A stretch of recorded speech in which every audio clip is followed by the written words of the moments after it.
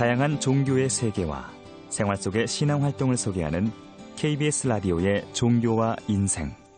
김혜숙 씨와 함께하고 계십니다.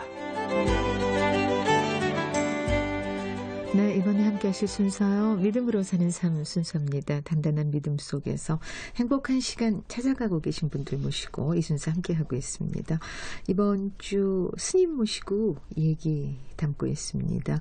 이 사회복지법인 인덕원의 대표이사 스님이세요. 그리고 지난 4월 22일이었습니다. 한국불교학회 회장으로 선출이 되신 삼천사의 회주 스님이시죠. 성원 스님 모시고 오늘도 얘기 담아가도록 하겠습니다. 어서 오세요, 스님. 네, 안녕하십니까. 안녕하세요. 반갑습니다. 어제 이제 한국불교학회가 어떤 곳이고, 한국불교학회가 좀 더 많이 발전하기 위해서는 좋은 이제 회원들을 좀 영입을 해야 될 것 같다라는 말씀을 주셨습니다. 오늘은 글쎄 어떤 얘기부터 시작해 볼까요? 스님께서는 워낙 이렇게 하시는 일이 굉장히 많으셨던 것 같아요. 네. 우선 좋은 일 쪽으로 먼저 다 좋은 일이지만 네. 뭔가 이렇게 그늘진 곳에서 좀 소외된 이웃을 돕는 일은 굉장히 좋은 일 중에 으뜸이 아닐까 하는 그렇습니다. 생각을 좀 해보거든요. 네. 사회복지법인 이끄셨던 얘기를 좀 오늘은 담아볼 겁니다. 인덕원의 대표이사 스님이시잖아요. 그렇습니다. 그렇죠? 오래되셨다는 얘기입니다. 대표이사 스님이 되시기까지는. 네, 제가 인덕원을 창립했으니까요. 그러셨어요? 네, 90년도 초에 창립을 했습니다. 어떤 계기가 있으셨나요, 스님께는? 제가 이제 그 80년도에 그 대한불교 조계종의 그 본부에서 사회부장을 수임해서 거기서 봉사를 하고 있었는데 아프리카 그 난민이 아주 심각한 사태가 있었어요. 아프리카 난민이 있어서 그것을 정부에서 우리 종교계에 그 아프리카 난민 구호금을 함께 동참했으면 좋겠다. 그런 계기가 됐었죠. 그러다 보니 제가 이제 국제부, 사회부를 관장하고 있었으니까 저한테 그 이제 소임이 떨어졌죠. 네. 그래서 그 기금을 모으려고 보니까 상당히 어려움이 있었어요. 이제 그러다 보니까 그 기금이랄지 또 이웃을 돕는 일할지 난민을 돕는 일할지 이런 것들은 천주교나 개신교나 다른 종교에서는 어떻게 하고 있는가 내가 한번 봐야 할 필요가 있어 봐보니까 그래서 깜짝 놀라운 것들을 내가 발견했어요. 어떤 점을 보셨어요? 거의 개신교나 천주교에서 사회복지를 거의 다 하고 있더라고요. 근데 그 사회복지를 통해서 정부에서 어떤 복지의 지원금을 받아서 그 일들을 하고 있었다 이런 이야기죠. 물론 자천에서도 모금과 헌금 등에서 이루어지고 있지만은 그러니까 국가적 지원을 받고 이 사회에 얻은 곳을 향해서 그 봉사일을 하고 있는 것들이 종교단체인데 그걸 대표적으로 기독교와 천주교에서 하고 있다는 것이죠. 스님 그렇다면 불교 쪽이 조금 늦었다라는 굉장히 말씀이신가요? 늦었죠. 그 관련 분야에 늦은 정도가 아니라 아주 모르고 살았다는 것이죠. 어머 그랬나요? 네, 그렇게 볼 수가 있어요. 그렇기 때문에 개신교나 천주교나 다른 데서는 그 복지 재단이 형성되어 있기 때문에 거기서 막바로 해외 난민 구호도 해외 지원도 소스가 있는 시스템이 있는데 우리 불교는 없는 거예요.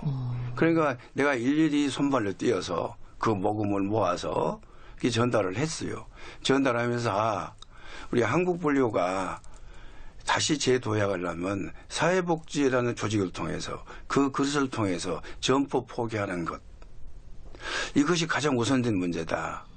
따라서 천주교나 기독교 하는 것이 불우한 이웃을 돕고 하는 것도 되지만은 그 인사이드 임에는 선교 목적이 상당히 포함되어 있어요.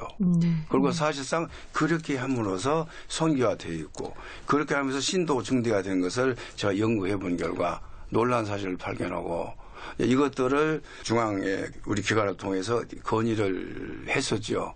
건의를 했는데 처음 그때 시행한다는 것은 조금 부딪힘도 있고 조금 시행 과정이 어렵지 않으셨을까. 그러면서 그때 풍토는 수행 유지의 풍토였지 세상을 복지 위주로 하는 우리들의 컨셉이 아니었어요. 수행만 잘하면 된다. 그런데 시대가 요구하는 것은 너희들 수행은 너희들 수행대로 잘하고 시대가 요구하는 것이 부응하는 것이 종교 아니냐 그런 분위기고 지금은 엄청나게 그것이 확산돼 있잖아요. 그렇죠. 시대가 부응하는 시대가 아파하는 곳에 그 종교가 가 있지 않는다면 이 시대는 그 종교를 거부한다. 지금 이런 현장까지 와 있다 이런 얘기요. 그때 제가 80년대 그 비전을 보았다 해도 과언이 아니죠. 그러셨군요. 그래서 이 법인을 형성해야 된다라고 주장할 때 그런 분위기에 대해서 절박선을 올라가지고 제가 법인을 만들었다는 생각을 오원에서 10년 만에 만든 겁니다. 그러니까 84년도에 그 오원을 지어서 10년 만에 제 자력으로 94년도에 만든 겁니다. 그러니까 스님께서 수행자 역할의 폭을 좀 더 넓혀 놓으신 거예요. 지평을 더 넓게 두시고. 네. 그렇게 동기가 된 겁니다. 그러니까 그렇게 조직적으로 법인을 만들어야 되는 동기가 그렇게 생겼고 그 이전에 제가 살고 있는 은평구 진간 예동 내동입니다. 그때는.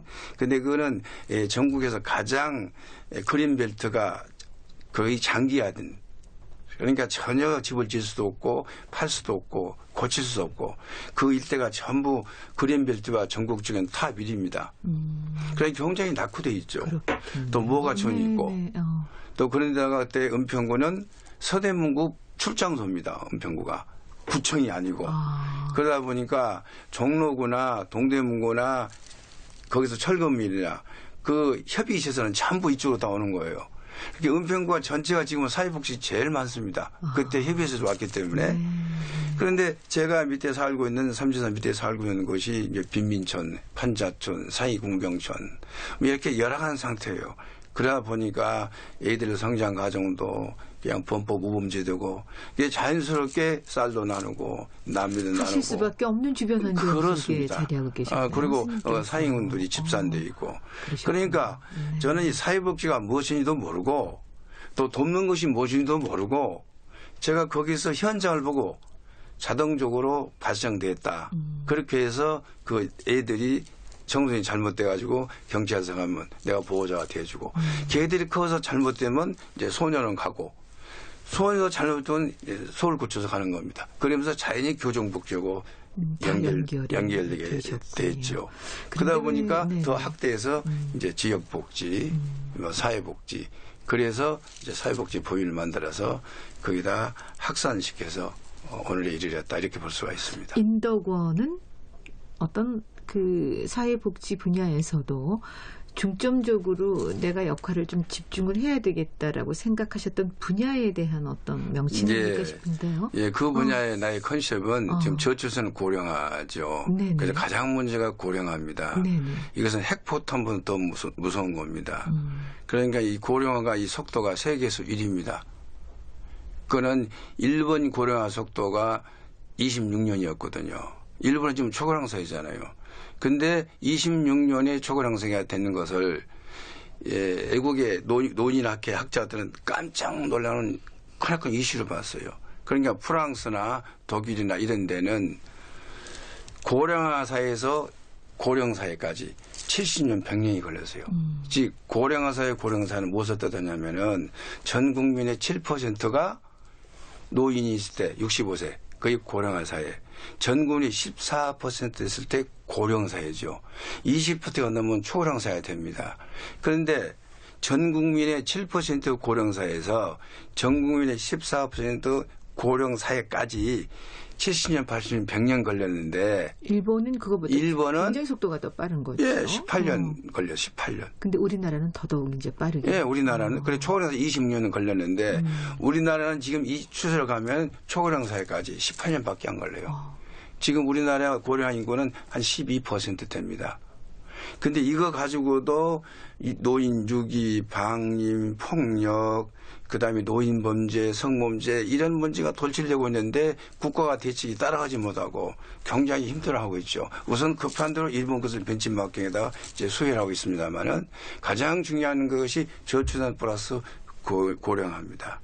따라서 제가 이 컨셉을 잡을 때 저출산과 고령화를 제가 예측을 해서 준비되어 왔기 때문에 우선적으로 그 유치원과 어린이집을 했고 더 나아가서 노인 사업 쪽으로 확산돼서 주종 사업이 노인 복지 분야다. 네. 그렇게 말씀을 드릴 수 있습니다. 그럼 인도군을 통해서 이제 어르신들이시죠. 그렇습니다. 어쨌든 조금 소외되실 수 있는 어르신들을 위한 어떤 좋은 일을 하고 계신데. 뭐 그거는 이렇게 이제 우리 사회자께서 이해를 하시면 됩니다. 네네. 어떤 복지분야의 그 시설은 생활시설과 이용시설 두 가지로 나눕니다. 네. 이용시설은 낮 동안 케어를 받는 거고 생활시설은 24시간 24시간. 케어를 받는 거죠. 그런데 우리 지금 생활시설만 평을 하자면은 약 300베드를 운영하고 있습니다. 그건 준병원, 중병원 이상을 운영하고 있죠. 그렇기 때문에 거기는 1급, 2급, 3급. 장애를 가진 어르신들이. 분. 그런데 이제 우리나라가 빠른 속도로 이걸 대체하기 위해서 노인 장기 요양보험을 도입했습니다. 그러니까 우리나라 노인들이 국민연금을, 국민의료보험을 쓰는 것이 약 47%를 쓰고 있어요. 이렇게 가면은 우리나라가 지금 의료보험이 고갈 상태에 놓여 있거든요. 그런데 일본도 똑같이 그런 시련을 겪기 때문에 일본은 따로 띄어서 개호보험을 만들었어요. 그와 마찬가지로 우리도 노인 장기 요양 보험을 만들었습니다.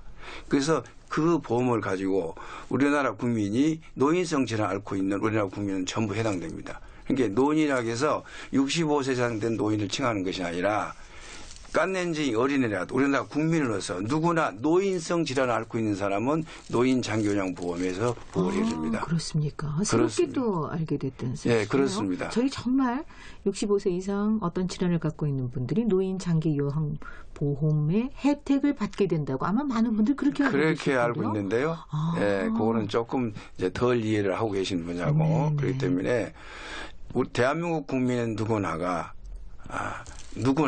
연령에 상관없이 노인성 질환, 치매성이랄지 뭐 중풍성이랄지 이러한 질환을 앓고 있는 사람은 국가에서 80%, 90%, 100% 지원해 줍니다. 그렇기 때문에 노인을 모시는 시대에 지금은 이 개호보험으로 장기요양보험으로 일정 부분 커버를 하고 있다. 이제 그럼에도 불구하고 우리나라의 그 효사상이랄지 어떤 체면 이런 것들이 부모를 무슨 요양에 보내냐 이렇게 생각을 하고 있죠. 그런데 그런 인식이 지금 거의 많이 제거돼 있어서 24시간 치매를 앓고 있는 노인네가 그 가족들이 케어를 할 수 없잖아요. 직장을 가져야 되고 일을 나가야 되는데 하루 이틀도 아니고 1년, 2년, 10년, 20년 언제 갈지도 모르는데 그래서 그런 제도를 사회적 분위기가 누구나 거부지 않고 받아들이죠. 그러다 보니까 아들, 딸들이 서로 저항을 하죠. 딸들은 우리 어머니 아버지 거기다 모시냐. 며느리는 너희들이 한번 모셔봐라. 이런 충돌이 자주 있는데. 어느 집에나 있을 수 있는 문제예요. 그런데 지금은 또 있습니다. 그 딸도 거기에 그쪽 가면 며느리이기 때문에. 그렇죠. 지금은 전부 이해해서 지금은 그 요양병원을 이용하는 거의 우리 국민적 대세다 그렇게 볼 수 있고 그 분야에 우리가 서비스하는 것이 이제 생활시설 요양원입니다. 그러니까 주종 사업이 이제 생활시설 요양원을 운영하고 있습니다. 정말 우리 모두에게 있을 수 있는 일이고 일어나고 있는 일이고 그렇습니다. 그렇죠. 삶의 이제 마지막으로 가는 길목이 다 그럴 수밖에 없다라는 걸 생각을 하면서도 사실 내가 그런 경우에 해당된다고는 어느 누구도 또 생각을 안 그렇습니다. 하거든요. 그런 인식을 자꾸 변화시키는데 스님의 역할이 굉장히 크실 것 같아요. 네, 그 안에 들어있는 분들 보면은 직업군이 다양합니다. 뭐 교수부터 시작해서 정보 요인부터 시작해서 다양합니다. 그러나 누구나 노후돼서 앞으로 누워버리면 그 사람은 목입니다. 그렇죠. 따라서 거기에 머무면서 그 사람이 철학이나 신앙이나 가치관이 가장 중요하기 때문에 젊어서 중년에서 노년이 된 사람들이 철학적 사고관념, 철학적 가치관을 갖는 것이 가장 중요하다고 생각합니다. 그러니까 어렵게 생각하지 말고 신앙적 가치만 가져도 충분히 노후에 병들어서 자기 자신을 유료할 수 있고 안심인명해서 마지막 삶을 갈 수 있다. 그래서 신앙의 중요성, 믿음의 중요성을 저는 강조하고 싶습니다. 조금 전에 좋은 말씀 주셨습니다. 우리가 삶을 살면서 맞닥뜨리게 되는 모든 고통, 즐거움 모든 것 또한 자기만의 몫일 수밖에 없다. 그렇습니다. 근데 이제 고통에서 느껴지게 된 자기만의 목, 혼자 감당이 너무 힘들 때 바로 믿음이 있으면 그래도 좀 괜찮지 않겠는가라는 그런 말씀 그것뿐입니다. 주셨습니다. 믿음 있는 자, 믿음 없는 자는 그 생을 마칠 때 모습이 다릅니다. 네. 내일 모시고 또 그 말씀을 좀 더 많이 좀 깊게 들어봐야 될 것 같아요. 네. 오늘 말씀 잘 들었습니다. 네, 스님 고맙습니다. 네, 감사합니다. 네. 자, 믿음으로 사는 삶 오늘도요. 사회복지법인 인덕원의 대표이사 스님이십니다. 삼천사의 회주 스님이신 성훈 스님 모시고 이 순서 함께했습니다. 장필순의 노래 그대로 있어주면 돼 오늘 끝곡으로 준비되어 있네요. 고맙습니다.